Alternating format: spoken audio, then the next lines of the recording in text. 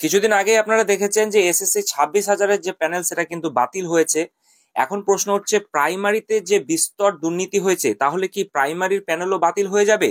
এই নিয়ে সিঁদুরে মেঘ দেখছেন আইনজীবীরা। বিস্তারিত কি আপডেট, চলুন এই ভিডিওর মাধ্যমে আপনাদেরকে বলার চেষ্টা করব। তো চলুন ভিডিওটি প্রথম থেকে শেষ পর্যন্ত দেখুন। বাংলায় আরো 53,000 চাকরি নিয়ে কেন সিঁদুরে মেঘ দেখছেন আইনজীবীরা? সুপ্রিম কোর্টের একটি নির্দেশে চাকরি হারিয়েছেন 25,752 জন। ইএমআই, সন্তানের স্কুলে ফি, সংসারের নিত্য খরচ কোথা থেকে আসবে কেউ কিন্তু সে সম্পর্কে জানে না। আর সামাজিক সম্মানের কথা তো বলাই বাহুল্য। বাংলার শিক্ষক নিয়োগের দুর্নীতিকে পেঁয়াজের খোসা ছাড়ানোর সঙ্গে তুলনা করেছিলেন এনফোর্সমেন্ট ডিরেক্টরের এক আইনজীবী। তো প্রশ্ন হলো যে স্কুল সার্ভিস কমিশনের এই বিপুল চাকরি বাতিল হয়েই কি খোলস ছাড়ানোর ইতি, নাকি আরো বড় কোনো ধাক্কা অপেক্ষা করছে? সুপ্রিম কোর্টের এই রায় সামনে আসার পর থেকেই সিঁদুরে মেঘ দেখতে শুরু করেছেন প্রাথমিক স্কুলের শিক্ষক শিক্ষিকারা। আইনজীবীদের একাংশ আশঙ্কা প্রকাশ করেছেন এবং এই নিয়ে তারা বলছেন এরপর প্রাইমারি নয় তো। কেন এই আশঙ্কা, কেন প্রাথমিকের চাকরি বাতিল হওয়ার কিন্তু প্রশ্ন উঠছে, এই নিয়ে আমরা জানবো। তো 32,000 চাকরি বাতিলের নির্দেশ দিয়েছিলেন প্রাক্তন বিচারপতি অভিজিৎ গঙ্গোপাধ্যায়। সেই মামলায় এখনো কিন্তু ঝুলে রয়েছে হাইকোর্টে। 2023 সালে 32,000 প্রাথমিক শিক্ষকের চাকরি বাতিল করার নির্দেশ দিয়েছিলেন কলকাতা হাইকোর্টের তৎকালীন বিচারপতি অভিজিৎ গঙ্গোপাধ্যায়। পরে কলকাতা হাইকোর্টের বিচারপতি সুব্রত তালুকদার এবং বিচারপতি সুপ্রতিম ভট্টাচার্যের ডিভিশন বেঞ্চ সেই নির্দেশ কিন্তু বহাল করে। নির্দেশ ছিল আপাতত কাজ করতে পারবেন ওই শিক্ষকরা, পরে নতুন নিয়োগ প্রক্রিয়ায় অংশ নিতে হবে 32,000 শিক্ষককে। সেখানে ব্যর্থ হলে চাকরি কিন্তু চলে যাবে তাদের, এমনটাই কিন্তু নির্দেশে বলা হয়েছিল। পরে সুপ্রিম কোর্টে যায় সেই মামলা, তো শীর্ষ আদালত হাইকোর্টের সব নির্দেশ খারিজ করে দেয়।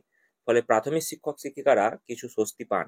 সুপ্রিম নির্দেশে মামলা কিন্তু ফেরেছিল, আমরা দেখেছিলাম হাইকোর্টে। হাইকোর্টের বিচারপতি সৌমেন সেন এবং বিচারপতি সুপ্রতিম ভট্টাচার্যের ডিভিশন বেঞ্চে উঠেছিল সেই মামলা। সম্প্রতি সেই মামলা থেকে সরে দাঁড়াতে দেখা গিয়েছে বিচারপতি সৌমেন সেনকে। এখনো সেই মামলা কিন্তু চলছে। আদতে কত চাকরি প্রশ্নের মুখে, কি বলছেন আইনজীবীরা জানবো। তো এসএসসি নিয়োগ সংক্রান্ত মামলায় 25,000, যেটা দেখলাম যে 500 সামথিং যারা চাকরি বাতিল হয়েছে, তো আদালতে গোটা প্যানেলটাই বাতিল হয়েছে। প্রাথমিকের ক্ষেত্রেও যেহেতু পুরো নিয়োগ প্রক্রিয়া নিয়েই কিন্তু প্রশ্ন রয়েছে, তাই সেক্ষেত্রেও প্যানেল বাতিল হতে পারে বলে কিন্তু আশঙ্কা রয়েছে। 32,000 চাকরির ক্ষেত্রে দুর্নীতি হয়েছে বলে অভিযোগ উঠেছিল, সেই কারণেই ওই সংখ্যক চাকরি বাতিল হয়েছিল প্রাথমিকভাবে। আইনজীবী ফিরদৌস শামীম জানিয়েছিলেন যে প্রাথমিকের দুটি নিয়োগ প্রক্রিয়া নিয়ে কিন্তু বিস্তর অভিযোগ রয়েছে, 2016 এবং 2020 নিয়োগ প্রক্রিয়া। তো সেক্ষেত্রে প্রথমটিতে নিয়োগ হয়েছিল 42,900 সামথিং এবং দ্বিতীয়টিতে নিয়োগ হয়েছিল আমরা দেখেছিলাম 16,500। যদি এসএসসির মতো অনুরূপ রায় দেয় আদালত, তাহলে এই দুই প্যানেল কিন্তু আশঙ্কা থাকবে, এমনটাই কিন্তু মনে করা হচ্ছে। তো আপনারা এখানে ক্যালকুলেট করে বুঝতেই পারছেন প্রায় 60,000-এর কাছাকাছি কিন্তু হয়ে যাচ্ছে। তো 26,000 আর 32,000 দুই মামলা কি একই রকম?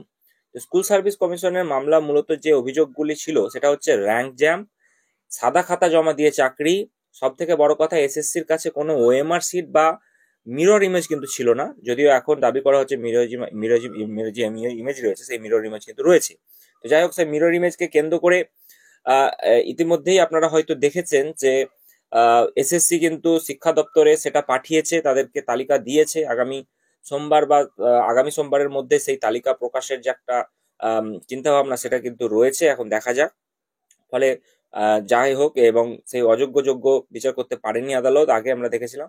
সেই কারণেই গোটা প্যানেলটা বাতিল করতে বাধ্য হয়েছিল এবং প্রাথমিকের মামলায় কোনো প্যানেলই কিন্তু প্রকাশ পায়নি। ফলে র্যাঙ্ক জ্যাম হয়েছে কিনা বোঝার কিন্তু উপায় নেই। সেক্ষেত্রেই পর্ষদের সঙ্গে এসএসসির কোনো তফাৎ নেই। তো স্কুল সার্ভিস কমিশনের মতো প্রাথমিক শিক্ষা পর্ষদের কাছেও কোনো ওএমআর সিটও কিন্তু নেই। তো আইনজীবী ফিরদৌস শামীম জানাচ্ছেন যে প্রাথমিকের দুটি নিয়োগ প্রক্রিয়াতেই কোনো প্যানেল প্রকাশ করা হয়নি, এমনকি আদালতের নির্দেশের পরেও প্যানেল প্রকাশ করা যায়নি, নম্বর ব্রেকেজও জানা যায়নি। তাই এক্ষেত্রেও নিয়োগ প্রক্রিয়ায় নিয়ে কিন্তু প্রশ্ন থাকছে। তো প্রাথমিক নিয়োগ নিয়ে মূল অভিযোগগুলি কি রয়েছে? 16 এবং 20 দুই নিয়োগ প্রক্রিয়াতেই কোনো প্যানেল প্রকাশ হয়নি, অথচ নিয়োগ হয়ে গিয়েছে। চাকরি প্রার্থী নম্বরের ব্রেকআপ জানতে কিন্তু পারেনি। তো সেক্ষেত্রে পর্ষদের বক্তব্য, তাদের নিয়মে কি নম্বরের ব্রেকআপ প্রকাশ করার কথা নেই? প্রশ্ন উঠছে। তো পর্ষদ কি তবে নিজের সুবিধা মতন আইন বানিয়েছিল? তো সেটাই কিন্তু প্রশ্ন উঠছে। তো যাই হোক, পর্ষদের হাতে কোনো ওএমআর শিট নেই, স্ক্যান কপি নেই। 2020 সালে প্রাথমিকের ডিভিশন বেঞ্চে দাঁড়িয়ে প্রাথমিক শিক্ষা পর্ষদ বলেছিল যে সাইবার হ্যাকিং হয়েছে। অভিযোগ দায়েরও করা হয়েছিল, কিন্তু সেই অভিযোগের ভিত্তিতে কোন অবস্থা রয়েছে কিনা তা রাজ্য কিন্তু জানায়নি বলে দাবি আইনজীবী ফিরদৌস শামীমের। প্রশ্ন উঠছে এফআইআর কত নম্বর এবং কোন থানায় এফআইআর হয়েছে, সেই প্রশ্ন কিন্তু উঠছে। তো যাই হোক, 3 নম্বর যেটা জানবো যে 2016 সালে নিয়োগ প্রক্রিয়ায় বৈধতা শেষ হয় 2018-তে, 22 সালে লিস্ট প্রকাশ করা হয় ব্রেকআপ সহ, এবং কিন্তু পরের দিনই নোটিশ দিয়ে বলা হয় যে ওই লিস্টে এবার এরর ফ্রি নয়, অর্থাৎ ওটিও কিন্তু ত্রুটিপূর্ণ যুক্ত রয়েছে। তো 3 বছর কেটে যাওয়ার পরও ত্রুটিমুক্ত লিস্ট কিন্তু প্রকাশ হয়নি। অভিযোগ, কোনো ইন্টারভিউ না নিয়ে নাকি চাকরি হয়েছে, একাধিক অভিযোগ কিন্তু রয়েছে। এসএমএস এ চাকরি হয়েছে, টাকা দিয়ে চাকরি হয়েছে, কাট অফ মার্কস যেটা রয়েছে সেই কাট অফ মার্কসের থেকে অনেক কম নম্বর পেয়েও কিন্তু অনেকে চাকরি পেয়েছে, এমন অভিযোগটা কিন্তু উঠেছে। প্যানেল পাবলিশ করা হয়নি, ফলে কে কত নম্বর পেয়েছে বোঝার কিন্তু উপায় নেই। এই 2 নিয়োগ প্রক্রিয়ায় যারা অংশ নিয়েছিলেন তাদের মধ্যে অনেকেই 2014 সালে টেট পাস করেছিল, অর্থাৎ প্রায় 11 বছর কেটে গিয়েছে। যারা বেনিয়মের অভিযোগ তুলছেন তারা দীর্ঘদিন ধরে আন্দোলনে সামিল হয়েছেন, বছরের পর বছর চলছে সেই আন্দোলন। তো যাই হোক, এই একাধিক ত্রুটি কিন্তু রয়েছে এবং সেটাকে কেন্দ্র করে সিঁদুরে মেঘ দেখছে আইনজীবীরা।